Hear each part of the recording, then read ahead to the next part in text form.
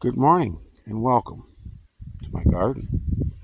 Fall has come, the seasons have changed, and of course what we have in our gardens will change as well. Here we have some of our turnips. These are the white Tokyo Cross turnips. And, pretty good size. They're good turnips. They're actually been starting to get ahead of me. Can only eat so many. We've pulled already for today. Enough. We have some greens in here, some little cabbages. With the drought, they did not mature as they should. We're running behind. Things just don't grow without adequate water. But the cabbages and turnips, they grow pretty quick, especially the turnips and the radishes. I mean, they really go quick. So there's still a chance on these cabbages. And if it does get much colder, we can put cover on these, grow these under fabric or under plastic, and they'll be fine. So they're not done yet. But out here, you can see we have some more.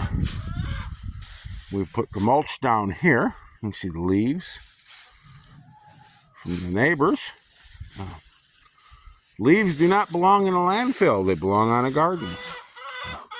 A lot of people haul their leaves away. They burn them, or they send them to a landfill. They're grass clippings. Those are a great source of fertilizer for us. We want to be watching for that material, see if we can get it whenever we can. Compost it or use it as mulch. We have our bunching onions. Still lots of bunching onions. We should not run out. If you've been watching the channel very long, you'll know this clump might come. You might recognize this bunch. We've used off of here. Now for a couple of years, we've harvested seed off of here as well. Actually, twice we've harvested seed off of this bunch of bunching onions, and we've been using them. Nice thing about if you get the right varieties of bunching onions and you live where they're winter hardy, you have onions, onions, onions. You never run out of onions. Here we have some the daikon radish. Great vegetable for fall gardens. We've been harvesting some of them. They should be thinner than they are. You see them there. The nice size of them. They'll get a lot bigger. We keep using off of there some turnip. Some more late turnips. Some later daikon. We can see them coming into later ones. Some more of the bunching onions. We've had a hard frost that's killed pretty much everything back but these fall crops. These are the toughies. And here we have some more of the daikon. I really like my daikons. Rate of growth. These were planted the same day those turnips were planted. That's how much faster. And those turnips, some small ones over there, were planted the same day. These daikons will really kick it.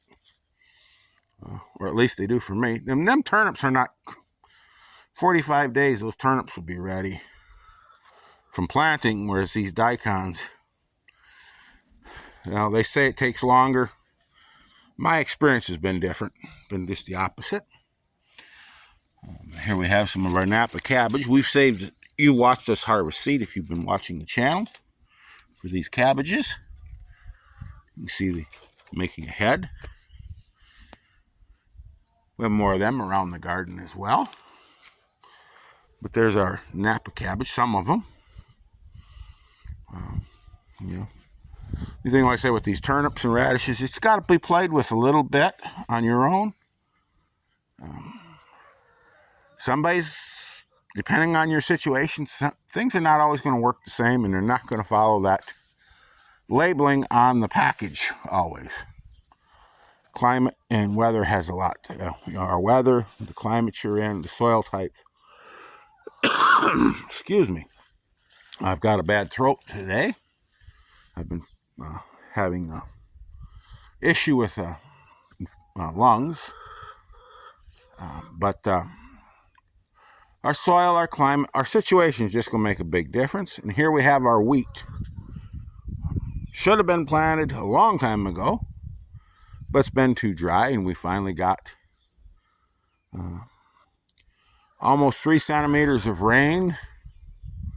So we're able to plant our wheat after the soil got some moisture in it. We're able to bust those clods up like that. Before it was just like hitting a rock. And we're supposed to be getting another 6 next week, over the week. So that should help get this up. We still have time. It'll still be all right. But that's our wheat is right here. Hopefully that'll make us a good addition to our what we use, be a sizable amount. We do grow some wheat every year. Again, if you followed the channel, you've seen us harvest our wheat last summer. We're not a big wheat eaters. We don't use a lot of wheat here. But a little bed like that, for my personal use, we'll probably handle maybe half to 3/4 of it. Now, I use a lot more rice and other things than wheat, but it's not that difficult to grow wheat. Or to really harvest it and handle it small scale. It's just not that hard to handle wheat. It's much easier than rice. So anyway, and up here we have our Jerusalem artichokes. We could start harvesting these at any time. They'll be under the ground there. We need to come in here, clip these back, get some mulch over them so the ground doesn't freeze so hard we can't dig them this winter. But there's our Jerusalem artichokes. And see how tall they got. Backing up. Anyways, quite a plant. With that, y'all have a wonderful day. Go out there, get your hands dirty. Try something new. Maybe if it's just putting in a couple of seeds of dill or parsley in a pot in the windowsill. And above all, keep growing.